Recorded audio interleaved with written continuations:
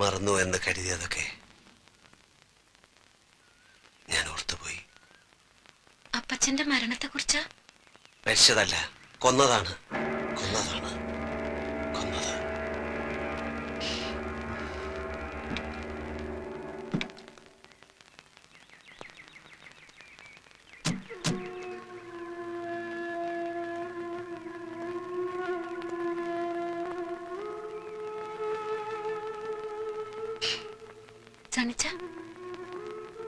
വാക്ക് പറഞ്ഞുറപ്പിച്ച ദിവസേ പെങ്ങളുടെ കല്യാണം നടത്താൻ വയ്യാണ്ട് വിഷമിച്ച ചാച്ചനെ ഇടവകയിലെ അച്ഛൻ സഹായിക്കാമെന്നേറ്റു. പുതിയ പള്ളി പണിയാൻ പിരിച്ച പള്ളി ഫണ്ടിൽ നിന്ന്. അതിപ്പോ എന്നാ കമ്മിറ്റി തീരുമാനിക്കാനാ? ഇട്ടിച്ചൻ എത്ര രൂപ വേണ്ടെന്ന് വെച്ചാൽ അങ്ങ് എടുത്താ പോരെ? എന്ന് പറഞ്ഞാല് പൊതുമുതലാവുമ്പോ ചോദിക്കുകയും പറയുകയും ചെയ്യാതെ എടുക്കാൻ പറ്റുമോ? മാത്രമല്ല, ഖജാൻജിയായ പാപ്പത്തിന്റെ പേരിലാണ് ഇത് ബാങ്കിൽ കിടക്കുന്നത്. ശരിയാ, 2,25,000 രൂപ വരെ എന്റെ പേര് ബാങ്കിൽ കിടപ്പുണ്ട്. ബാക്കി ആ ചിട്ടിച്ചാലിൽ ഇരിക്കുകയാണല്ലോ. എന്റെ കയ്യിലോ? എന്താ പാപ്പച്ച നീ പറയുന്നത്? എന്റെ അച്ചായ, മുഴുവൻ കാശ് ഒരേ ബാങ്കിൽ കിടക്കണ്ടെന്നും പറഞ്ഞ് നമ്മൾ രണ്ടുപേരും കൂടെ പോയിട്ട് 2 ലക്ഷം രൂപ എടുത്ത് ഓർക്കുന്നുണ്ടോ? അത് കൊടിയിറക്കി പെരുന്നാളിനല്ലേ? ഇതെന്നത്തെ അച്ചായ നീ പറയുന്നേ? ഈ 2 ലക്ഷം രൂപ എടുത്തത് ഒരു ശനിയാഴ്ചയായിരുന്നു. അന്ന് ഉച്ച കഴിഞ്ഞ് ബാങ്ക് ഒഴിവായതുകൊണ്ട് ഈ കാശ് അച്ചായൻ വീട്ടിലേക്ക് പോയത് ഓർക്കുന്നുണ്ടോ? പാപ്പച്ച, ഇത് 1-2 രൂപയുടെ കാര്യമല്ല, രൂപ 2 ലക്ഷമാ. നീ പറയുന്ന കാശും വാങ്ങി പാലാക്കി പോയത് ഓർക്കുന്നില്ലേ? ഓഹോ, അപ്പൊ എന്നെ കളനാക്കിയാണോ? ഇടിച്ചാൻ കാശെടുത്ത് മറിച്ചേക്ക് തുറന്നങ്ങോട്ട് പറ, വെറുതെ മനുഷ്യനെ ആദ്യം കേട്ടാതെ. ഞാൻ കാശെടുത്ത് മറിച്ചെന്നോ? നിന്റെ കുടുംബ പാരമ്പര്യം കാണിച്ചാലുണ്ടല്ലോ. നിങ്ങൾ രണ്ടുപേരും കൂടി ഇവിടെ കിടന്ന് ബഹളം വെച്ചിട്ട് എന്താ കാര്യം? നമുക്ക് എന്താ വേണ്ടെച്ച സമാധാനമായിട്ട് ആലോചിച്ച് തീരുമാനിക്കാം.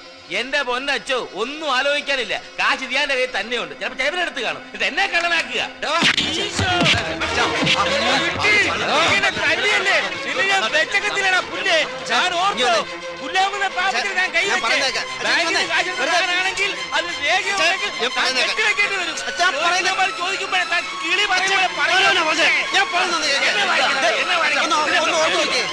കള്ളം പറയത്തില്ല അച്ഛൻ എന്തോ തെറ്റ് പറ്റിയതാ.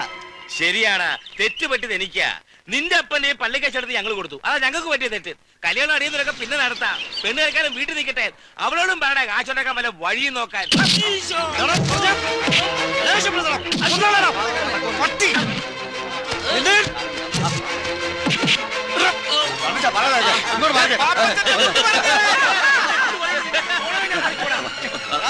എന്റെ അപ്പനെ കള്ളനാക്കിട്ട് നീ ഇവിടെ ജീവിക്കത്തില്ല. അടുത്ത പള്ളി കമ്മിറ്റിക്ക് മുമ്പ് കാശ് ഇരിയെ കൊടുത്തില്ലെങ്കിൽ അടുത്ത പെരുന്നാളിനെ കാണിക്കത്തില്ല. ഓടാ പുല്ലേ.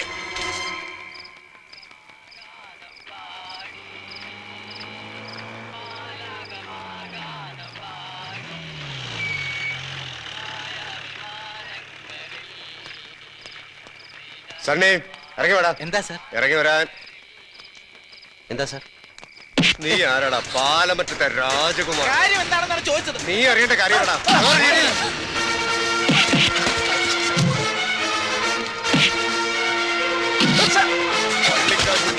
ഗുണ്ടായിസം കാണിക്കണോടാ. വലിച്ച് കേട്ടടാ.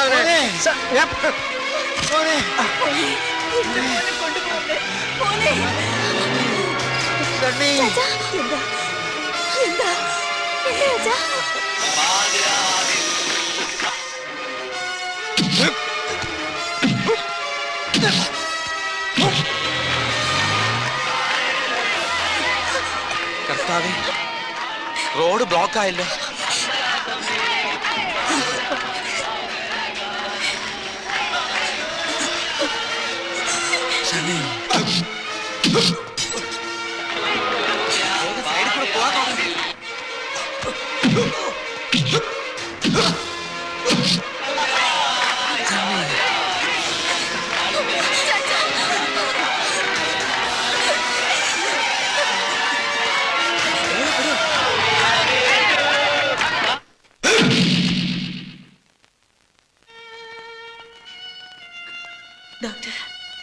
മരണം നടന്നത് ഇവിടെ എത്തുന്നതിന് മുൻപായതുകൊണ്ട് പോസ്റ്റ്മോർട്ടം നടത്തണം. ഡോക്ടർ, അച്ചായ മരിച്ചത്? ഇതൊരു ഗവൺമെന്റ് ഹോസ്പിറ്റലാണ്, പ്രൊസീജിയേഴ്സ് ഉണ്ട്. പിന്നെ എന്തെങ്കിലും കോംപ്ലിക്കേഷൻസ് വന്നാൽ അത് ഒഴിവാക്കാനാ.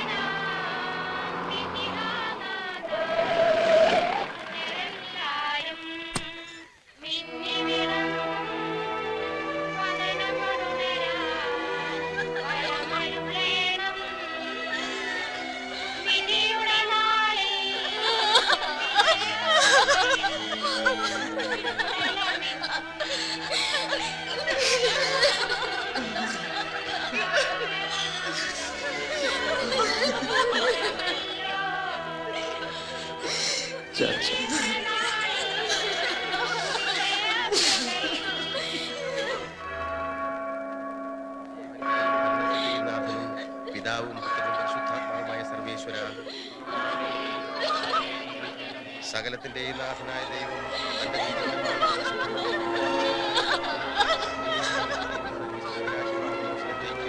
ഇയാളെ പ്രവേശിപ്പിക്കുവാനാകട്ടെ. പോയ മിശിഹായുടെ ശരീരത്തെ സംസ്കാരത്തിൽ സഹകരിച്ച് ഇയാളെ ബഹുമാനിക്കുകയും ചെയ്ത നിങ്ങളെല്ലാവരെയും ദൈവം സമൃദ്ധമായി അനുഗ്രഹിക്കുമാറാകട്ടെ. അവിടുത്തെ കൃപ നിരന്തരം നിങ്ങൾ വസിക്കുകയും അവിടുത്തെ കാരുണ്യം നിങ്ങളെ അനുഗ്രഹിക്കുകയും ചെയ്യട്ടെ. എപ്പോഴും എപ്പോഴും എന്നേക്കും.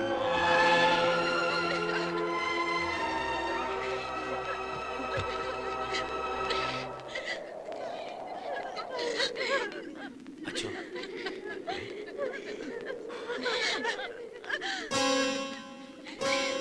പാപ്പച്ച ഇത് ഇട്ടിച്ചന്റെ മരണം ആത്മഹത്യയാണെന്നുള്ളതിന്റെ പോസ്റ്റ്മോർട്ടം റിപ്പോർട്ടാണ്. പക്ഷേ ആ സ്ഥിതിക്ക് ഇവിടെ അടക്കണോ അതോ പാപ്പച്ച അതിന് ഇന്നലെ ഉണ്ടായ സംഭവങ്ങളൊക്കെ വെച്ച് നോക്കുമ്പോ പ്രശ്നം ഇവിടം കൊണ്ടൊന്നും അവസാനിക്കുന്നില്ല. പിന്നെ പോലീസ് അന്വേഷണമായി ശവം മാന്തലായി ആകെ കുളവാകും. എനിക്ക് എന്റെ തടി നോക്കണം. ഒരുമാതിരി മറ്റേ വർത്തമാനം പറയരുത്. എന്റെ മടി കിടന്ന ഇട്ടിച്ചായ മരിച്ചത്. വിഷം കഴിച്ചാലും മടി കിടന്ന് മരിക്കാൻ നീ ആരാണ് ഇതൊക്കെ പറയുന്നത്? പക്ഷേ എന്റെ അപ്പച്ചന്റെ ശവത്തോട് പക തീർക്കരുത്. നമ്മൾ തമ്മിൽ എന്തെങ്കിലും പ്രശ്നം ഉണ്ടെങ്കിൽ നമുക്ക് പറഞ്ഞു തീർക്കാം എങ്ങനെയെങ്കിലും. എന്റെ അപ്പച്ചനോട് ഇനി നമ്മൾ തമ്മിൽ എന്താടാ പ്രശ്നം? നീ എനിക്കിട്ടൊന്ന് തല്ലി, അത് ഞാൻ പോലീസിൽ പരാതിയും കൊടുത്തു. അത് വേറെ വിഷയം. പള്ളി വേറെ, പോലീസ് വേറെ. പക്ഷെ തിരുസഭയുടെ നിയമവും കാര്യങ്ങളും എല്ലാവർക്കും ബാധകമല്ലേ? ഇന്നിപ്പം നിന്നെ കൊണ്ട് കരഞ്ഞ് കാലൊടിപ്പിച്ച് ഇട്ടിച്ചാൻ ഇവിടെ അടയ്ക്കുന്നതിന് ഇരിക്കട്ടെ. പക്ഷെ നാളെ മുതൽ വിഷം നിന്ന് മരിച്ചവനെയും കെട്ടിത്തൂങ്ങിച്ചത്തവനെയും ഇവിടെ അടയ്ക്കേണ്ടി വരില്ലേ? മാനം മര്യാദയ്ക്ക് മരിച്ച അപ്പനപ്പന്മാരെ അടയ്ക്കിയ സിമിത്തേരിയായത്. ഇത്തരക്കാരെയൊക്കെ അടയ്ക്കൽ മനുഷ്യർ വെറുതെ ഇരിക്കുവോ? പാപ്പച്ചേ, ഡോക്ടർക്ക് പറ്റിയ എന്തോ പിഴവാ. ചാച്ചൻ പൈലിയുടെ മടി കിടന്ന മരിച്ചേ. അയ്യോടാ, ഡോക്ടർക്ക് പിഴവ് പറ്റാനോ? നമ്മുടെ അമ്പാർ നിരപ്പിൽ അവധുകുട്ടിച്ചാന്റെ മകനാ പോസ്റ്റ്മോർട്ടം ചെയ്ത ഡോക്ടർ ജോർജ് വർഗീസ്. ബഹുമിടുക്കനാ. അവൻ ഇങ്ങനൊരു സർട്ടിഫിക്കറ്റ് ഉണ്ടായി കൊടുത്തിട്ട് എന്നാ കിട്ടാനാ? അച്ഛേ, ചാച്ചനെ ഞങ്ങളുടെ കുടുംബ കല്ലറയിൽ അടക്കണം. ഇല്ലെങ്കിൽ മരണം വരെ ഞങ്ങളുടെ കുടുംബക്കാർക്ക് മനസ്സമാധാനം കിട്ടത്തില്ല. എന്റെ ഭാഗത്ത് എന്തെങ്കിലും തെറ്റുണ്ട് ക്ഷമിക്കണം. കുമുസാരോ മാനസാന്തരമൊക്കെ പിന്നെയാവും. പള്ളിക്കാർ ഇട്ടിച്ചാന്റെ പേരില് സാമ്പത്തിക ക്രമക്കേടിന് കേസ് കൊടുക്കാൻ പോകുന്ന സ്ഥിതിക്ക് നാളെ ആരെങ്കിലും ഞാൻ തല്ലിക്കൊന്നും പറഞ്ഞ് പോലീസ് കേസ് കൊടുത്താലോ? അടയ്ക്ക ശവം പിന്നെയും മാന്നേണ്ടി വരും. ചിമിത്തെല്ലാം അതൊക്കെ വലിയ പൊല്ലാപ്പാകുന്നേ. പിന്നെ ഞങ്ങൾ ഇടവക്കാരെ വാക്ക് കേൾക്കാതെ അച്ഛന് ചിമിത്തൽ അടക്കണമെങ്കിൽ ആയിക്കോ. ഞാൻ കാര്യം പറഞ്ഞു. പിന്നത്തെ കാര്യമൊക്കെ ഞാൻ നോക്കിക്കോളാം. ഇട്ടിച്ചനെ ഇവിടെ അടയ്ക്കാം. വേണ്ടച്ചോ, ആരുടെ ഔദാര്യം വേണ്ട. എന്റെ അപ്പനെ തെമ്മാടിക്കുഴിയിൽ അടയ്ക്കാ മതി. വിഷം തിന്ന് ചത്തവന് തിരുക്കർമ്മങ്ങൾ കൊടുക്കാൻ പാടില്ല എന്ന നിയമമുള്ളപ്പോ അച്ഛനായിട്ട് തെറ്റിക്കണ്ട. സന്നിക്കുട്ടി വേണ്ട. ഇടവക പ്രമാണിമാരുടെ കാല് പിടിച്ച് എന്റെ അപ്പനെ ഇവിടെ അടയ്ക്കുക. അപ്പന്റെ ആത്മാവ് പോലും എന്നോട് പൊറുക്കില്ല. നീ കോഴ കൊടുത്ത് വാങ്ങിച്ച ഈ കള്ള സർട്ടിഫിക്കറ്റ് തിരുത്താൻ പാലോ മറ്റത്തേർക്ക് ഇന്ന് ഗതിയില്ല. പക്ഷെ എന്റെ ദേഹത്തൊഴുകുന്നത് ഈ ഹൃദയം പൊട്ടി മരിച്ചു കിടക്കുന്ന സാധു മനുഷ്യന്റെ രക്തമാണെങ്കിൽ ഇതിന് ഞാൻ നിന്നോട് എന്തെങ്കിലും കണക്ക് തീർക്കും. ഓർത്തോ? പൈലി പടാ. തെമ്മാടി പറമ്പിൽ കയറാൻ നാണമുള്ള ഒരുത്തൻ ഈ പെട്ടി തുറന്ന. വേണ്ടച്ചോ, വേണ്ട.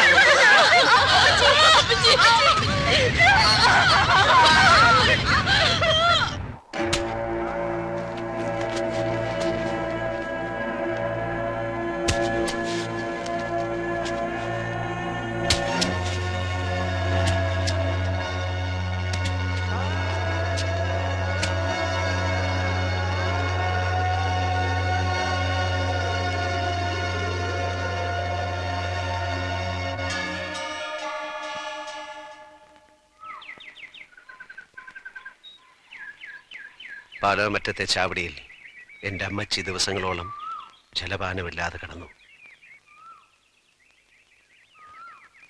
എൻ്റെ ഒരു പഴയ സുഹൃത്തിൻ്റെ അഡ്രസ്സുമായിട്ട് ഞാൻ ബോംബെയിലേക്ക് വണ്ടി കയറി. ദിവസങ്ങളോളം മേൽവിലാസക്കാരനെ തേടി ഞാൻ നടന്നു. കണ്ടില്ല.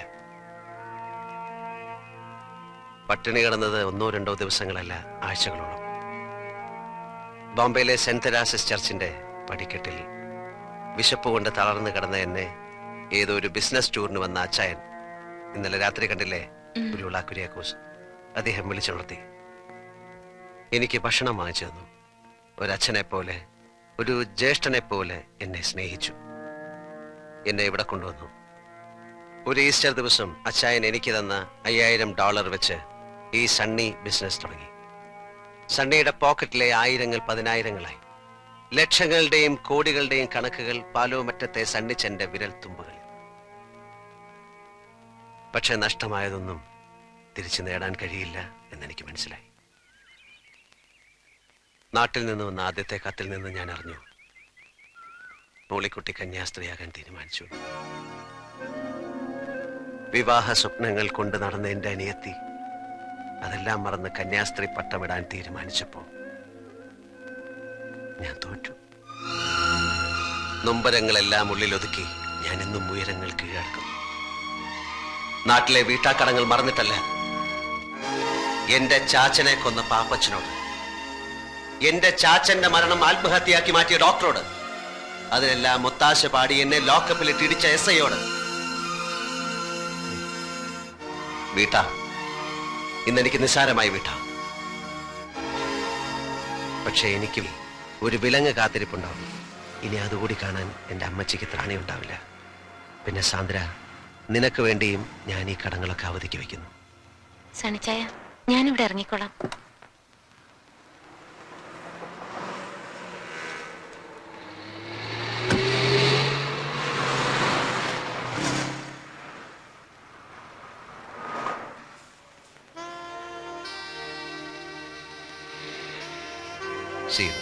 See you tomorrow. നാളെ ഞങ്ങൾ വരുന്നുണ്ട് നിന്റെ പപ്പയെ കാണാൻ, കണ്ട് കല്യാണം ഉറപ്പിക്കാൻ. ബൈ.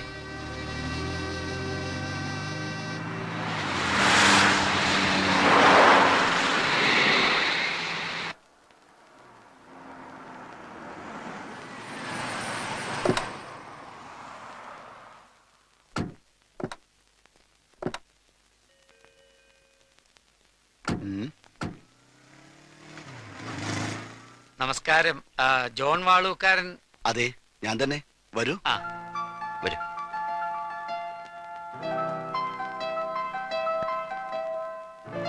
ഞാൻ കുരുവിള, നാട് കോട്ടയം. ഇത് സണ്ണി, നാട്ടിൽ പാലായില. മിസ്റ്റർ രാമസ്വാമി പാലക്കാടാണ്. ഹലോ, ഇത് എന്റെ ഭാര്യ. വണക്കം, ഞാൻ മിസ്സിസ് കുരുള. നാട്ടിൽ നിന്ന് വന്നിട്ട് വർഷങ്ങൾ കുറയായി. മോളെവിടെ? ഇവിടെ ഇല്ലേ? ഉണ്ടായിരുന്നു. രാവിലെ കുട്ടിയും കൊണ്ട് പുറത്തു പോയതാ, പർച്ചേസിങ്ങിനോ മറ്റോ ആണ്. ഈ കുട്ടി മൂത്ത മകളുടെയോ മകന്റെയോ? എനിക്ക് മകനും മകളും എല്ലാം കൂടി ഒരാളെ ഉള്ളൂ. അപ്പോ ഈ സാന്ദ്ര വാളൂക്കാരൻ? സാന്ദ്ര വാളൂക്കാരൻ? അങ്ങനെ ഒരാളെ അറിയില്ലല്ലോ. ഇതാണ് ആ കുട്ടി. ഇത് നിങ്ങളെ ആരോ ചീറ്റ് ചെയ്തതാണ്. ഇങ്ങനൊരു കുട്ടിയെ ഞാൻ അറിയത്തേയില്ല. ഇതാ. സോറി.